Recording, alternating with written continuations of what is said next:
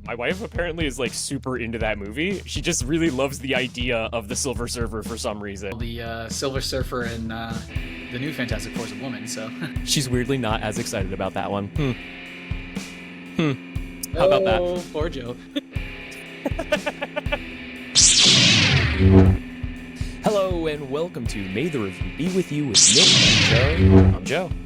And I'm Nick, and today we are getting ready for this big July battle at the box office between Fantastic Four First Steps and James Gunn's Superman. And to prepare, we decided to revisit two previous iterations of these films.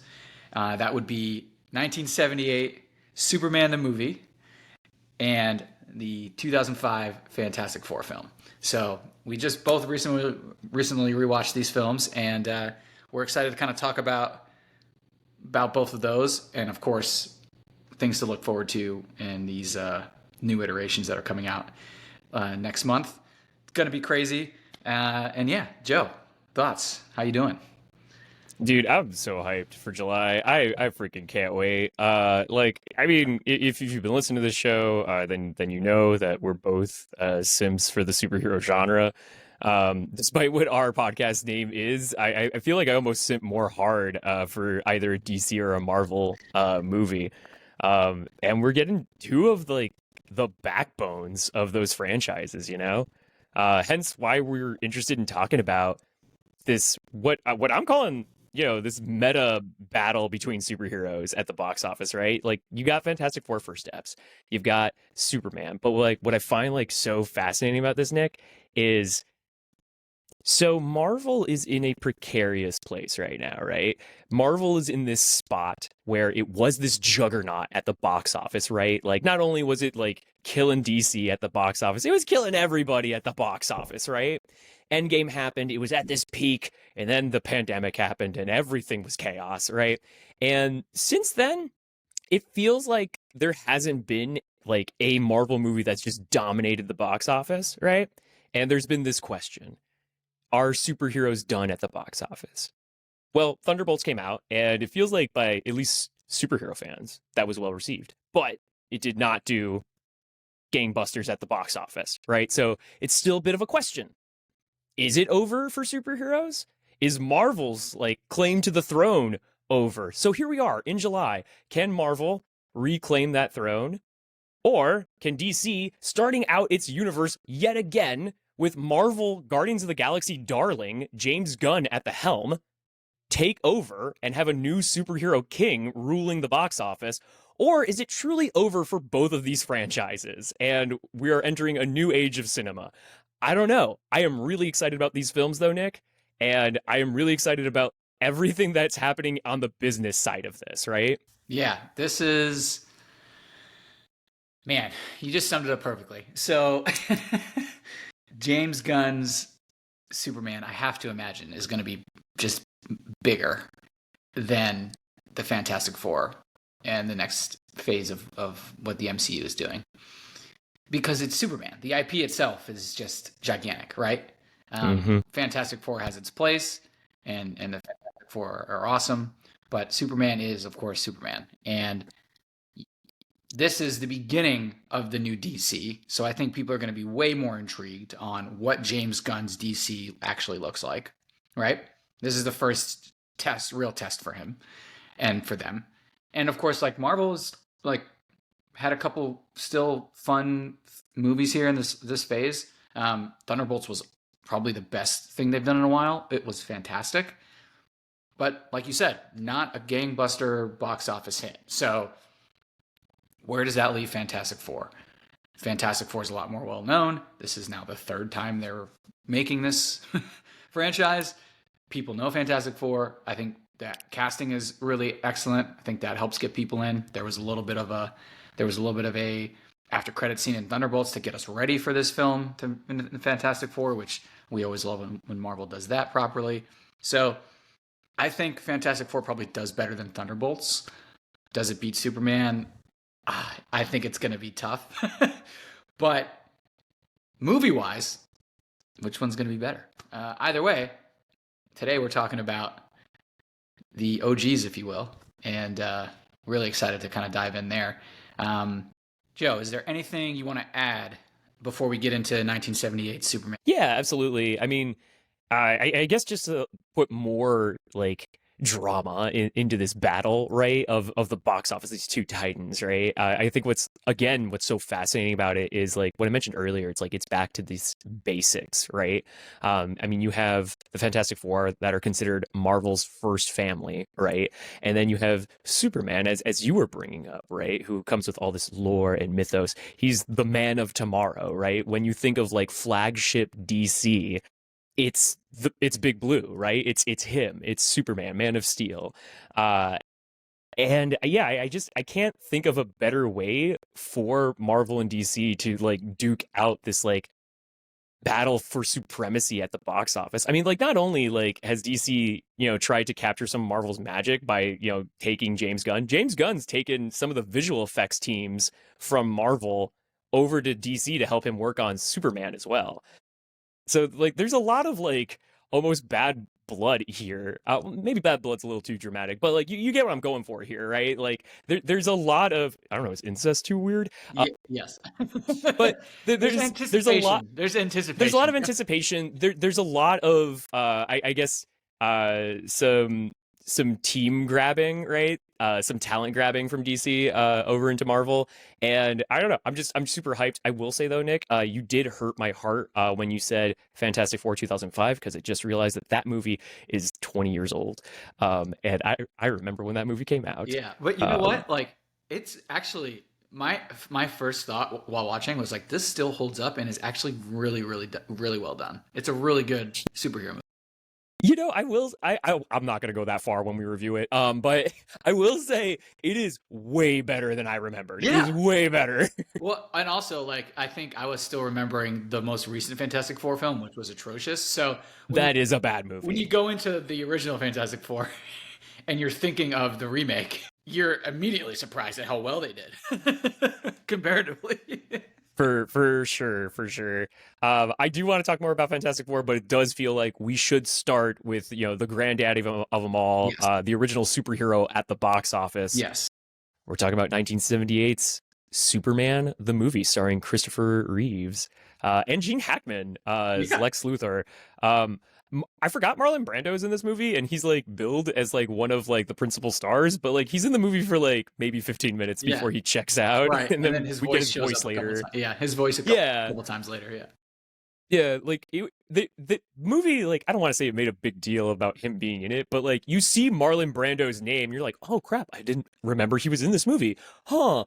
And then yeah, he's really not that consequential, Right. But yeah, 1978, Christopher Reeves, Superman. Nick, what were your thoughts just going into this movie? Have you ever seen it before? I think I'd never actually seen the whole thing. I think I'd seen pieces. And maybe I'd watched it when I was really young, but I did not remember it. So it was really like watching it for the first time, which 1978 film, watching something like that for the first time can be a little tough depending on what the film is. I will say that the beginning was a little rough for me just from a special effects perspective. Obviously, this movie, like, this is one of those films that took some chances and had some like creative liberties and like really kind of invented certain things on that comes like with the special effects that like of its time kind of helped push this special effects space forward. So like I was watching that kind of with like a grain of just like knowledge, trying not to like overly judge it because obviously it's 1978. Couple parts. Hang on. Maybe you can, because you know what came out a year before that? Star Wars. Star Wars. Yeah, Star Wars came out a year before that. That movie is still heralded for its special effects.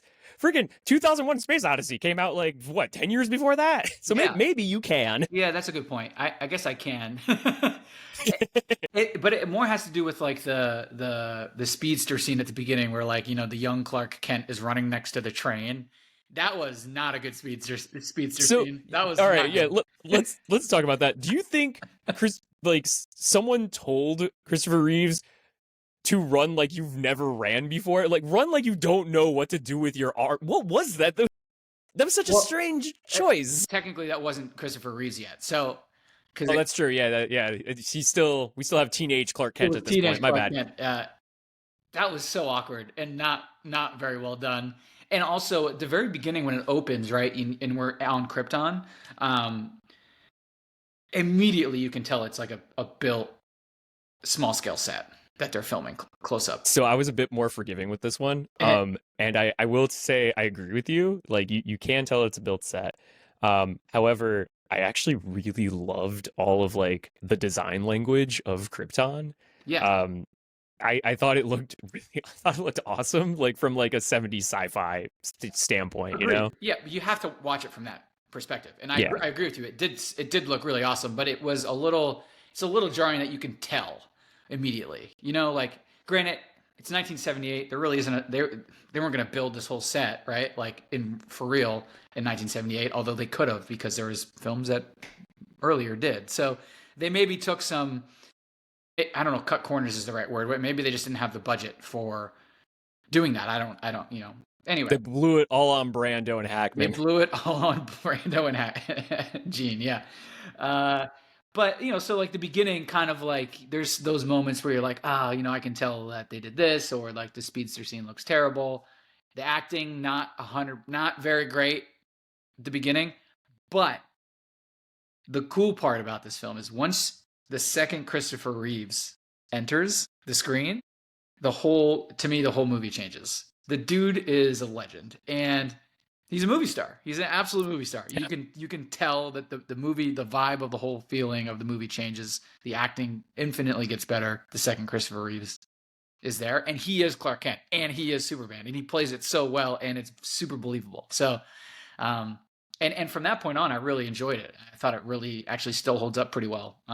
Minus a couple of those little like flying special effects, which like that's just as good as they could get at that time or whatever they were doing, but it doesn't look awful. It's just you got to you just got to accept it because it's so old. You know, I do hear you on the special effects thing. I don't think I think most of them I was willing to like overlook. But you're right. There were times where I'm looking at it and I'm like, I know that I'm looking at a miniaturized set right now. So like I like it sucks to compare it to Star Wars, right? But like it came out just a year before. And granted, George Lucas like created an entire visual like special effects company just so he could do Star Wars, right? But I mean, it was possible, right? Hell, the company existed.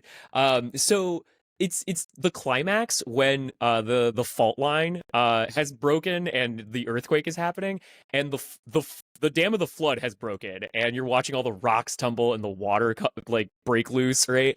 That is so obvious a miniature set. Yeah, Looking at it and like I want to believe that in 1978 like I wouldn't have noticed that. In 1978, I probably would have been blown away. But like, I don't know. I still look at Star Wars today and I know in my like caveman brain or in my like scholar brain that it's a miniaturized set, but my caveman brain sees it and I'm like, oh, space, Death Star, like yeah, I'm in it, I feel it. yeah. And yeah, that's just not the case with some of these visual effects did not hold up through the years. I am curious though, Nick, you said that some of the acting in the beginning wasn't super compelling. Were you referring to the Kryptonians? No, I mean I'm referring to literally everyone until Christopher Reeves like hits the screen basically. Oh come on, Jonathan Kent's great. I really love Papa Kent, Pa Kent. Yeah, he might have been like the saving grace of the opening compared to all the other stuff.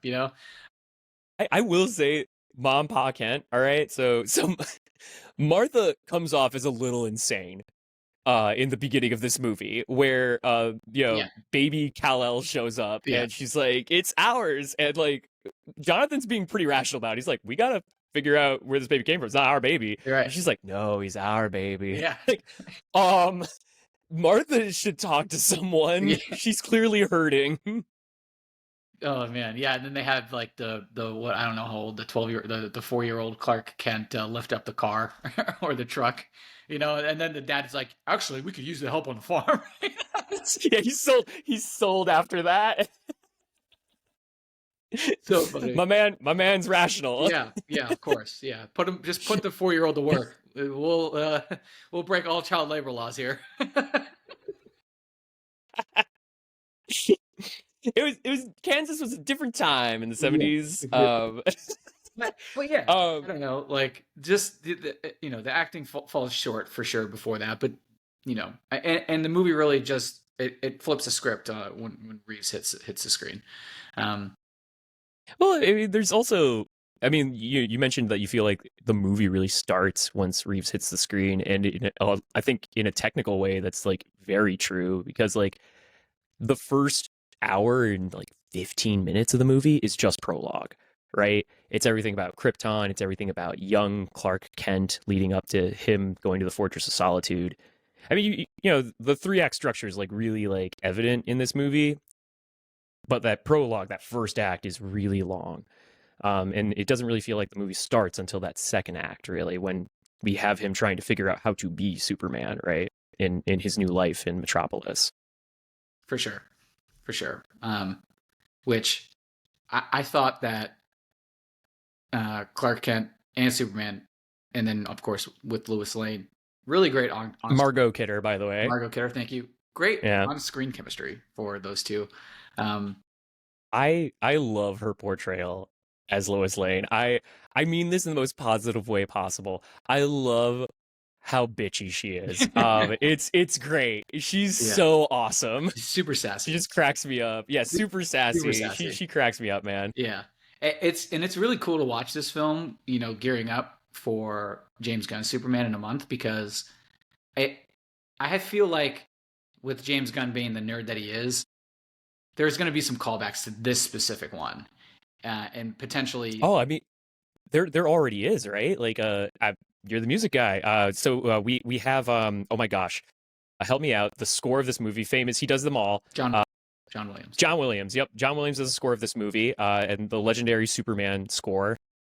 We got a rock and roll version of it in the trailer for the new Superman. So yeah, I 100% agree with you. There are probably going to be a lot of callbacks Yeah. to this movie. Funny that you bring up the score. This is crazy, and I love John Williams. I did not like the score. You need to leave. Really?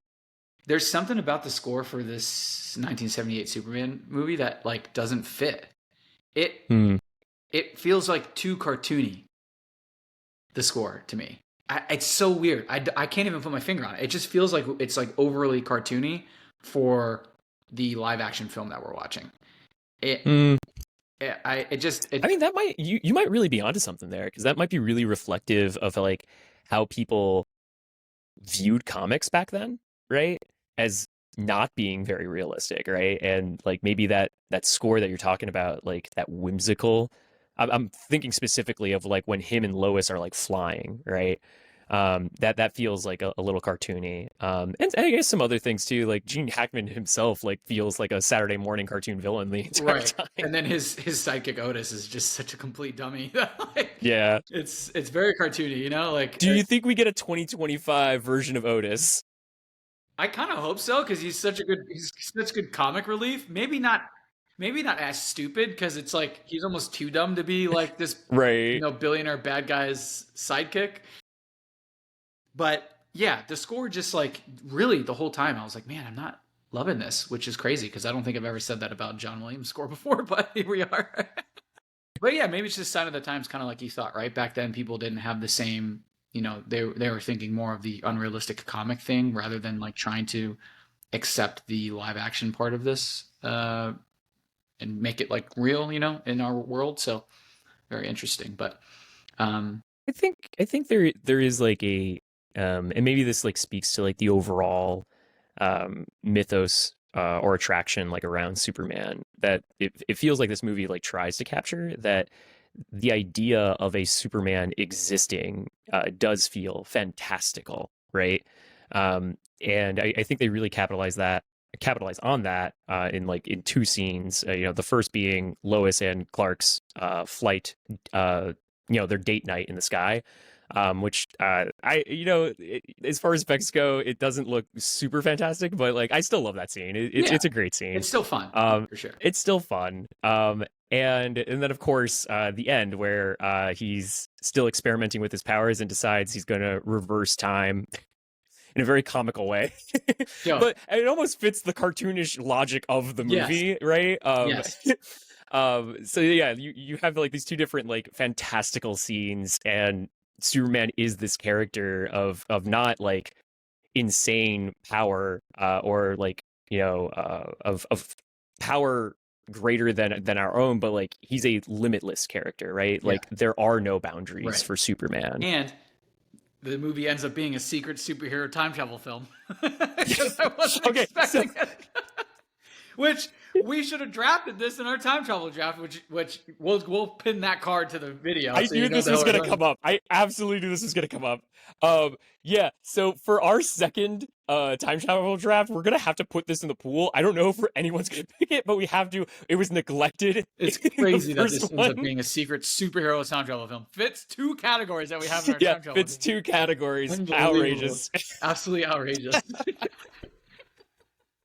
Anyway, I think we should move on to Fantastic Four, unless you have any other quick thoughts or something you wanted to bring up about this. Just one. We keep talking about him, but we really haven't said anything about him. Gene Hackman. He's Gene Hackman, right? R.I.P. And I he's just so outrageous in this movie, and like it's very clear that he's having a great time.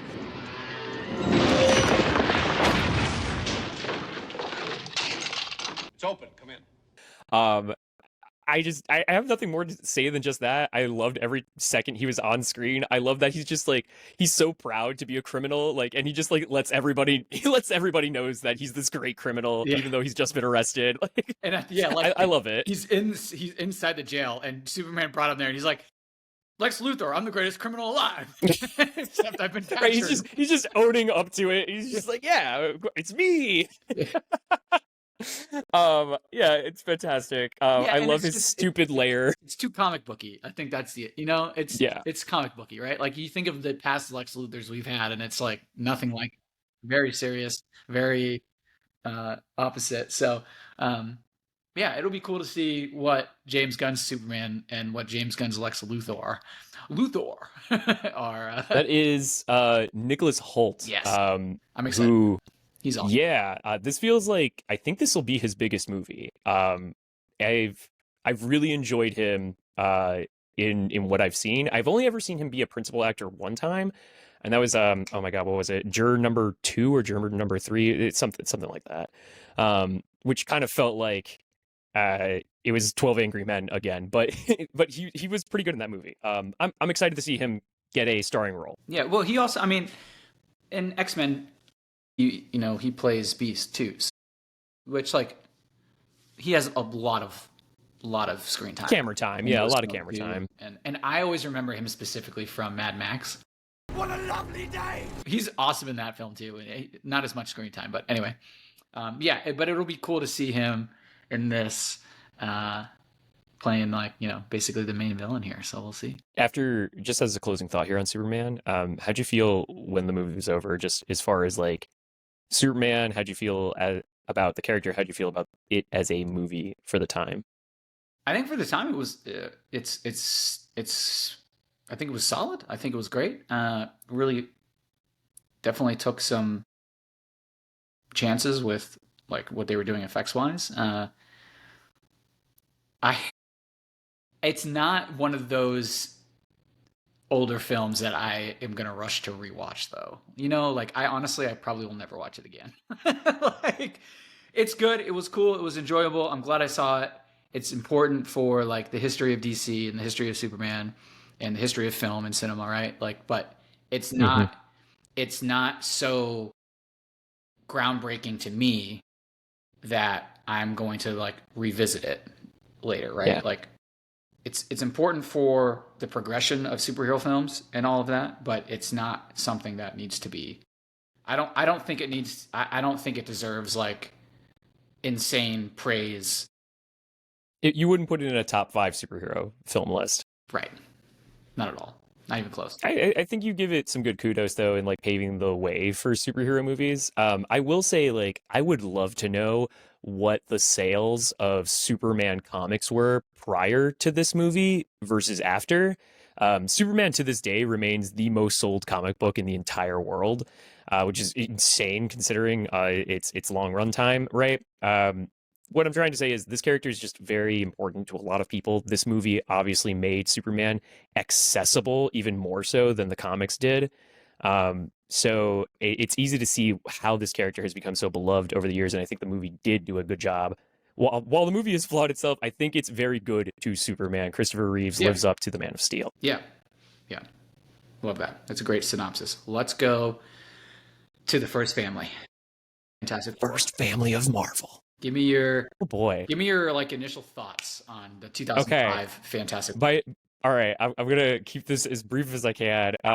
All right, so I went in this movie believing that it was horrible. I was pleasantly surprised that it's not. It's honestly a pretty solid film. It is. Yeah, like the story, like it's a little goofy, but like overall, it's fine. I would say like my biggest complaint about the movie is like it doesn't really do anything groundbreaking, visually or story wise or acting wise. Most of the movie I think is just kind of uninspired. The comedy is mostly solid except for Ben Grimm's like weird one-liners that he like it's even worse in the second movie. I don't know why they keep making him do it. Yeah. He's just a cliche machine. It's about to destroy our planet in less than 24 hours. Did I miss anything? We're sitting ducks. This ought to be fun. But honestly, mostly pretty solid. I loved the portrayals of Reed, the Thing, Johnny Storm. I'm convinced that there hasn't been a bad Johnny Storm on camera yet. Sue and Victor are a little rough and a little disappointing, but that's basically my quick synopsis. Yeah, that's a good thought. Chris Evans is fantastic comic relief. He's the best part. He's the best part of the movie for sure. He's hilarious. Effects wise, like you said, nothing really groundbreaking, but from a practical effects perspective, that is really cool.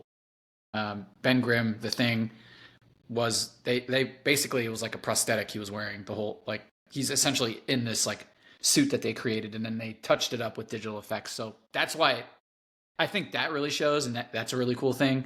But I'll see myself out. I just did that. Anyway, so that was cool. But yeah, nothing really groundbreaking special effects wise. Really, honestly, what you said about the characters and the actors, like I had the same thought. I like that the movie, it moves really quick at the beginning. Yeah, it does. It's like the differences between does not waste time. Yeah, the differences between 1978 Superman and Fantastic Four 2005 is that like the first hour, like you said in 15 of Superman the movie, so much backstory, right? And Fantastic Four wise, like we're basically like 20 minutes in, we're already in space. They're getting hit with this storm. And then like 30, 40 minutes in, they're getting their powers. And then the last like hour and 20 minutes is like them just like figuring out how to use their powers and then also stop Victor Von Doom, basically. So it's kind of amazing actually how similar this movie is, like beat for beat with like Spider-Man, like Sam Raimi's Spider-Man. Yeah. You know, I'm something of a scientist myself. Right. It's like if you like put both of them in like an outline, like it's almost the same beat structure. Yeah. When did Sam Raimi's Spider-Man come out? I want to say that was 2001 or 2002. Okay, so before, so that would make sense. Why? Yeah. It's like we're just gonna take the Spider-Man thing, and like do the same thing with. I mean, it made $1 bajillion, Yeah. so makes sense. No, but yeah, and it was honestly, it was good. It's the best Fantastic Four movie so far. So yeah, that they, I wholeheartedly agree. So with that. and yeah, and it is rewatchable. I think, right? It still holds up. Yeah. Now, if I saw it on TV, I would keep it on. Right. The hope, though, is that the Fantastic Four First Steps that's coming out in July is infinitely better than anything that has come Marvel out. Needs it to be infinitely better. That is the hope, and I would love that to be the case, right? I think the cast is fantastic. I like clearly it's going to be a different like universe that we're in, right? Of the multiverse, and so I think that's going to help it a little bit. That's going to be really cool. And yeah, I hope that that's the case. Like, and like you said, Marvel really needs it to be a hitter. It needs it because I think it's well, we know it's super important for this next phase because Victor Von Doom is going to be played by none other than RDJ. So we gotta. That's right. It's gotta be good. It's gotta be good. Gotta be good. I will say I have high hopes for this movie. I think it's going to be great. I think it'll be fantastic, dare I say. You need to leave. I will say I think Superman has a slight advantage, even with DC's troubled like credibility. You know, I was bringing up before like the amount of accessibility Superman's had through the decades, and I think like in that accessibility, Superman has seen more successes with the mainstream than Fantastic Four ever has. I think at best, you brought it up, this 2005 movie is probably the most accessible mainstream has had to the Fantastic Four. And even with that, they're kind of still viewed as pretty goofy, you know, instead of like that cool factor Right. or that interesting factor. Yeah. And, right? and honestly, the James Gunn, with the success he had with Guardians in the MCU, like, it's a fresh start for DC, like truly a fresh start for DC. And his track record is so good with those last that everyone is going to watch this Superman. They want to know, like, are we going to get the DC that we deserve that is going to set it up properly like Marvel has done over the last 20 whatever years, right? Like, is this what we're going to do? You know, and hopefully the answer is yes. And this is the first test. And honestly, it's going to be tough. It's going to be tough for Fantastic Four to go up against them. I think Marvel's on its way back up. I think everyone is like ready for this next phase, but Fantastic Four's got to do some numbers. We'll see. I don't know. I'm a little bit nervous for him about it because I think it's going to be great. I think it's going to be awesome. But it's a battle. You know, to shift back into the 2005 movie really quick, I guess like in comparing it with the 2025 movie, I mean, I am assuming that our plot is more interesting than just Victor Von Doom just wants to kill the Fantastic Four, which like that's what I'm kind of talking about, like Right. the movie being kind of uninspired. Like there's nothing really ambitious anywhere in the movie itself. I mean, even like think of like Ben Grimm's story arc. His story arc is I'm ugly. I don't want to be ugly anymore. You know, like that's and then like the end's like I love who I am on the inside. You know, like that's it. That's the height of acting that we get from this movie. Victor Von Doom is just evil. He's just evil. Like that's it. Dude, freaking Julian McMahon. I mean, like I'm sure he just did what he was told to do, which was just be evil. But like, I don't know, man. I did not care about him being Victor Von Doom at all. I will say, you know, we was talking about Spider-Man earlier.